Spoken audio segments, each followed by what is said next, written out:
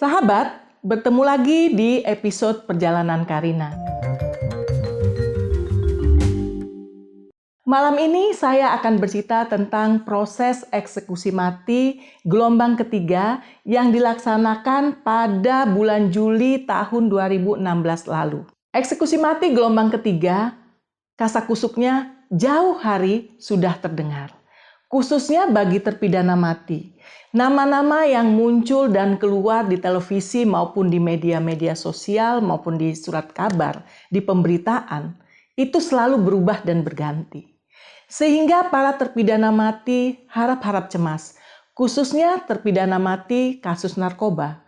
Karena memang eksekusi mati gelombang pertama, kedua, dan ketiga ini diperuntukkan untuk narapidana narkoba. Jaksa Agung HM Prasetyo memberi isyarat eksekusi mati gelombang ketiga bagi para terpidana mati kasus narkoba bakal segera dilaksanakan. Pelaksanaan eksekusi mati bagi belasan terpidana kasus narkoba di Pulau Nusa Kambangan, Cilacap, Jawa Tengah sebelumnya dikabarkan akan dilaksanakan seusai perayaan Idul Fitri. 3 terpidana mati kasus narkoba asal Lapas Batam, Kepulauan Riau tiba di Lapas Batu, Nusa Kambangan, Cilacap, Jawa Tengah malam tadi.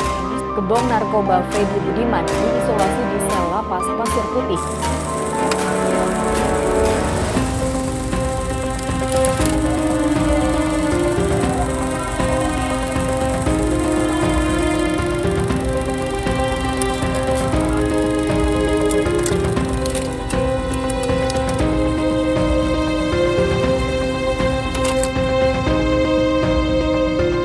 Setelah melalui kasakusuk yang panjang, akhirnya 14 terpidana mati dikumpulkan di Lapas Nusa Kambangan untuk siap dieksekusi. Beberapa hari sebelum eksekusi mati dilaksanakan, saya dihubungi oleh Kedutaan Nigeria bahwa beberapa warga negaranya akan dieksekusi.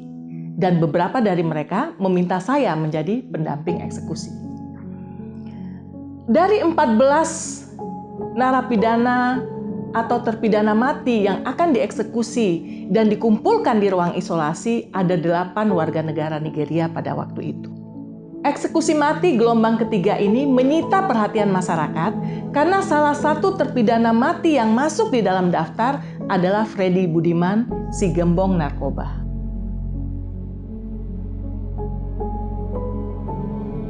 Dan 3 hari sebelum dilaksanakannya eksekusi, saya dihubungi oleh kejaksaan bahwa saya diminta untuk mendampingi terpidana mati pada saat eksekusi.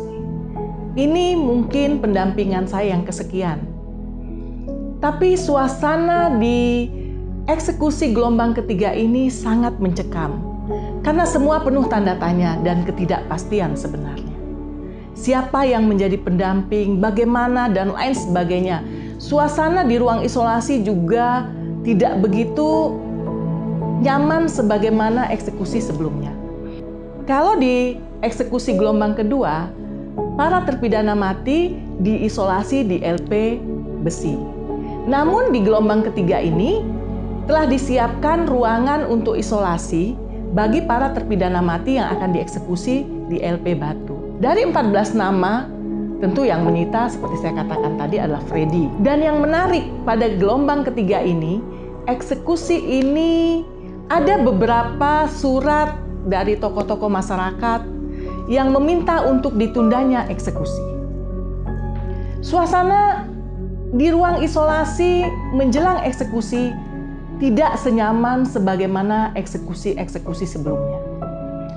Suasananya terasa sangat mencekam dan sangat asing, terutama bagi saya pribadi.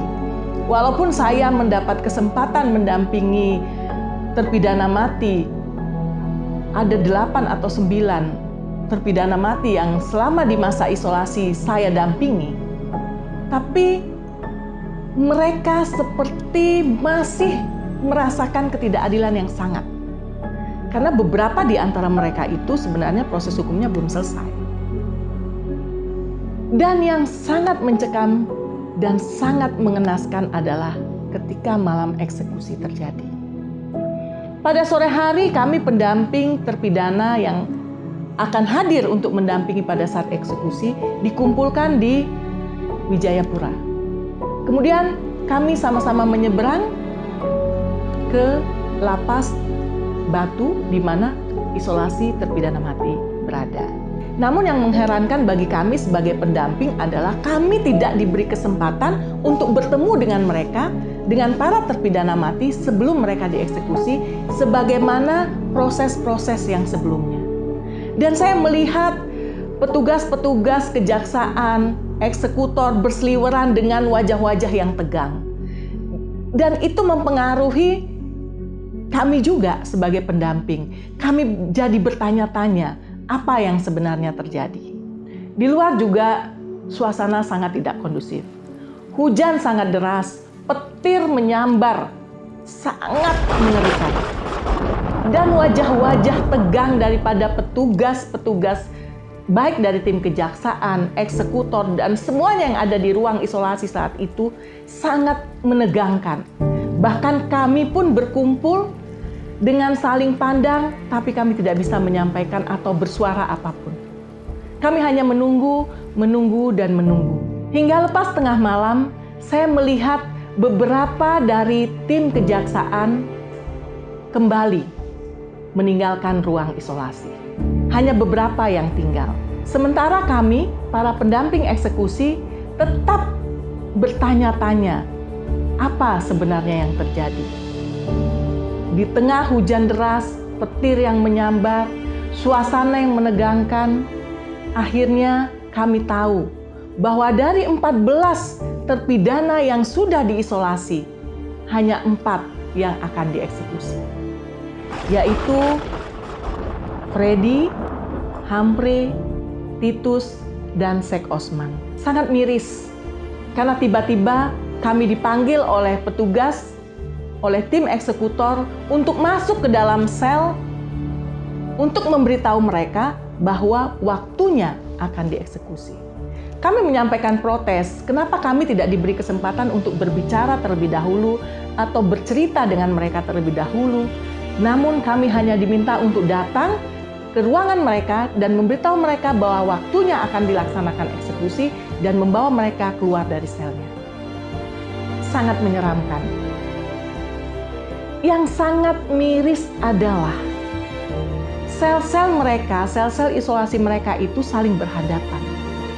Ketika 4 orang kawan mereka yang ada di isolasi itu keluar dari selnya, sementara terpidana mati lain yang seharusnya juga dieksekusi memandang dengan keheranan. Dan di tengah hujan deras dan petir yang menyambar, saya dan tim eksekutor membawa Sek Osman ke tempat dilaksanakannya eksekusi. Sesampai di sana, yang memprihatinkan adalah tiba-tiba lampu mati karena gardu listrik disambar petir. Suasana semakin mencekam. Tidak berapa lama, saya diminta mendampingi Sek Osman. Saya sangat sedih karena saya melihat eksekusi mati pada malam itu sepertinya sangat dipaksakan. Saya tidak melihat suasana hening, suasana syahdu seperti eksekusi mati sebelumnya. Yang ada ketegangan, hujan deras, dan tiang itu hanya ditaruh di bawah tenda. Dan tiangnya pun seperti baru dibuat.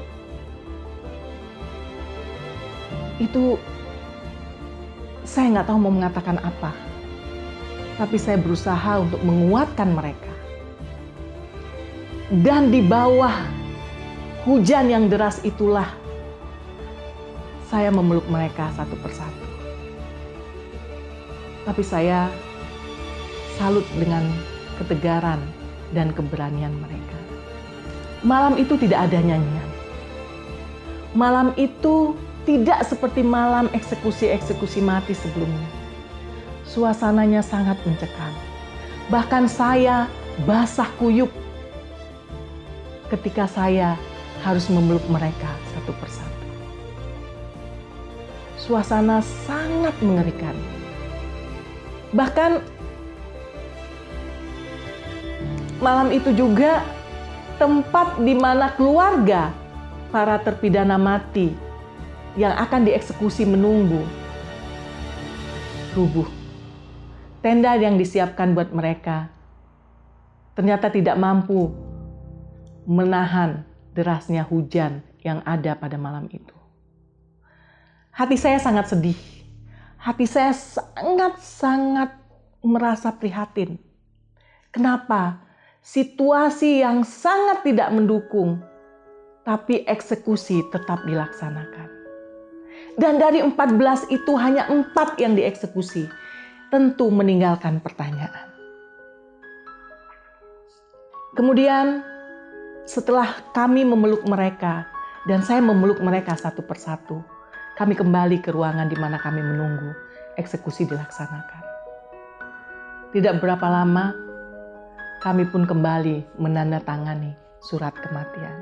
Setelah pemulasaran jenazah dilaksanakan, saya membawa jenazah Sheikh Osman ke Jakarta. Tentu saja dalam pengawalan tim kejaksaan. Karena Sheikh Osman meminta jasadnya untuk dikembalikan ke negaranya. Karena dia meminta untuk dimakamkan di negaranya di Nigeria. Dan yang membuat saya kian miris adalah saat menyaksikan jenazahnya di rumah duka. Tidak ada satu tembakan pun yang mengenai jantungnya. Tapi Sheikh Osman bahkan harus ditembak kepalanya. Sangat memprihatinkan. Dan saya juga melihat luka tembakan di perutnya. Memang malam eksekusi gelombang ketiga ini adalah malam yang sangat mengenaskan. Semua seperti serba dipaksakan. Bahkan bagi saya memberikan pertanyaan yang besar. Kenapa Sheikh Osman yang belum mengajukan gerasi, tetapi dia tereksekusi? Pak Presiden, aku minta tolong, maafin saya, kecelakaan saya, aku udah salah banget, tapi aku minta tolong banget, maafin saya, kecelakaan saya. Itu pengalaman saya yang sangat miris ketika mendampingi eksekusi terakhir, yaitu eksekusi gelombang 3. Kejadiannya sangat-sangat menyedihkan. Kejadiannya sangat mencekam. Dan sampai hari ini pun saya masih bertanya, kenapa eksekusi mati dipaksakan? Dari 14, hanya 4 yang akhirnya menghadapi regu tembak. Tetapi perkembangan zaman dengan segala macam perkembangan teknik, itu kan teorinya kejahatan-kejahatan seperti itu bisa dicegah dengan segala macam ilmu yang diciptakan oleh manusia. Oleh karena itu Paus mengatakan sekarang ini tidak ada alasan lagi untuk menjatuhkan hukuman mati.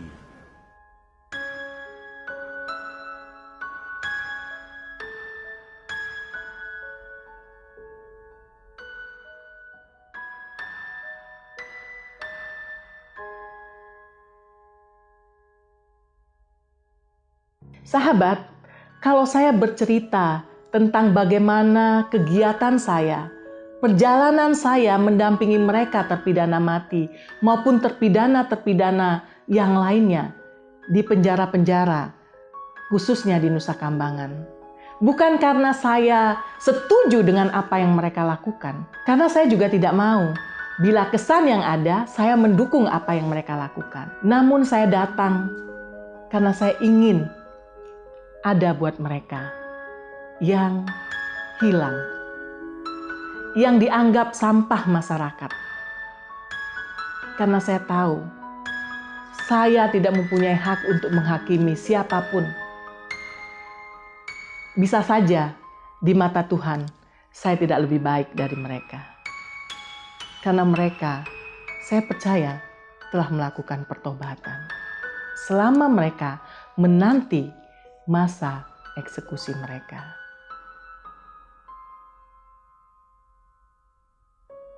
I see this opportunity to say a big thank you to Gita Ecclesia Foundation for its humanitarian effort in supporting Nigerian nationals in prison, downtrodden, those who are the least and the low, and for giving them a lot of things.